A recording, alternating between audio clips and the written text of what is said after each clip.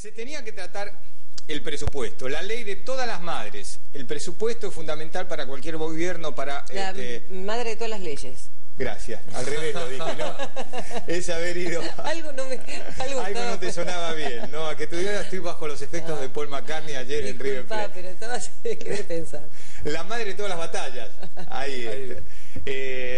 Bueno, el presupuesto es fundamental para cualquier gobierno porque se tiene que aprobar a fin de año el presupuesto del año siguiente. ¿Qué es lo que pasa? Hasta ahora, desde el 2003 a la fecha, el gobierno kirchnerista de Néstor Kirchner, de Cristina Kirchner, tenía los números, o sea que no tenía problema para aprobar el presupuesto con los números que quería.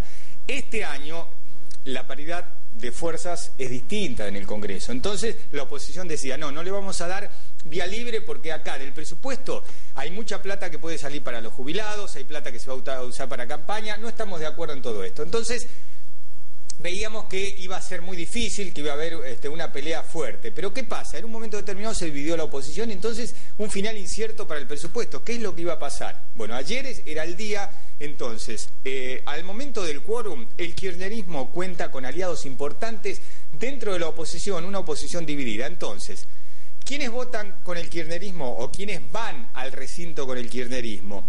Los radicales, el PRO, el GEN de Margarita Stolbizer y los socialistas. Esto no quiere decir que iban a aprobar el proyecto del gobierno, simplemente... Una cosa es dar el quórum y otra cosa es después debatir el desacuerdo que tienen con la forma en que se plantea la ley. Exactamente, pero había un sector de la oposición que dijo, no estamos de acuerdo con lo que hacen los radicales, con lo que hace el PRO, el GEN y los socialistas, nosotros no damos quórum.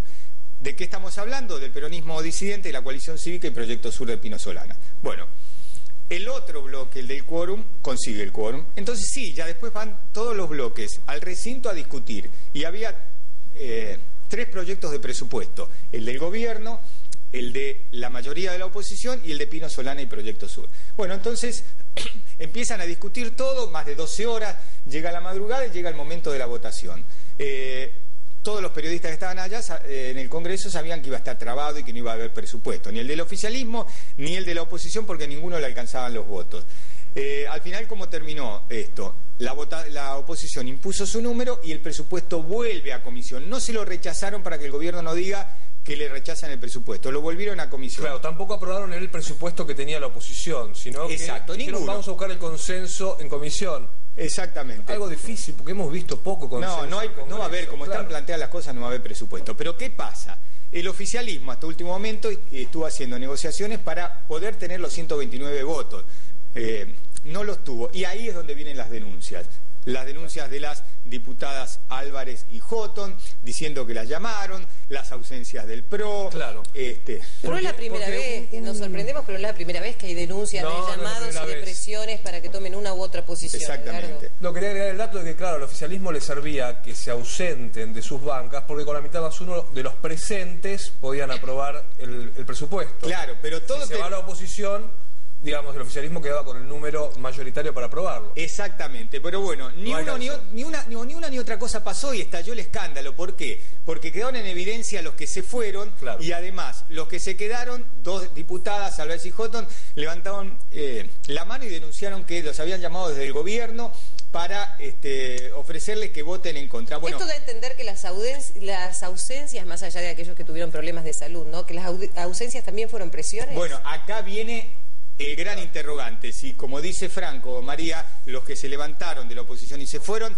lo hicieron, porque en realidad tenían otras cosas que hacer o le hicieron un favor. ¿Qué otra cosa tenés que hacer si sos diputado a las 2 de la mañana? ¿Irte a dormir? Claro. No, por eso, pero nosotros ponemos toda la posibilidad por la mesa. O tenías algo que hacer o le estabas haciendo un favor al gobierno. No, pero y si le justifica un problema de salud, por supuesto. No, el que estaba un problema de salud, está internado, por supuesto. Entonces, si vos te levantaste y te fuiste, tenés que justificar bien por qué te fuiste. El jefe del bloque de PRO, Pinedo, estaba enojado, ¿no? Claro, estaba enojado porque recién Gonzalo Asís nos mostraba las placas esas con los nombres, y hay varios, más allá de Michetti, que tenía problemas de salud. Sí, Alonso, Martínez, Magdalani, Gribaudo, bueno, Michetti que está con problemas de salud. Exacto, se levantaron y se fueron, o sea que ahí hay un problema para el PRO. Después algunos votos del peronismo que fueron y vinieron de ambos lados, y el manto de sospecha sobre todo los legisladores. ¿Por qué? Agustín Rossi lo que dice es, Y en ese punto tiene razón. El problema es que es una delgada frontera. Dice, nosotros como oficialismo tenemos todo el derecho a hablar con diputados de la oposición para convencerlos de que voten el presupuesto del gobierno. También de la oposición tienen el derecho a hablar con legisladores del oficialismo para decir, no, háganos caso a nosotros, modifiquemos el presupuesto. Es el juego de la democracia. El problema es cuando ese juego se ensucia. Claro.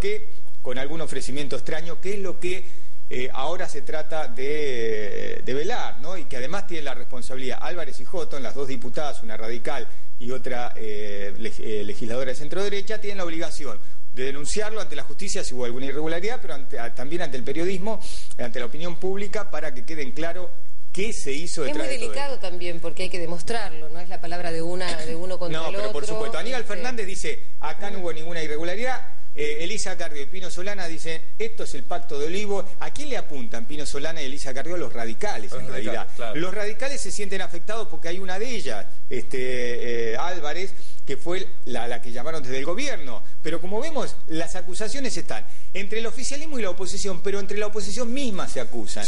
Así que, la verdad, un papelón más del Congreso.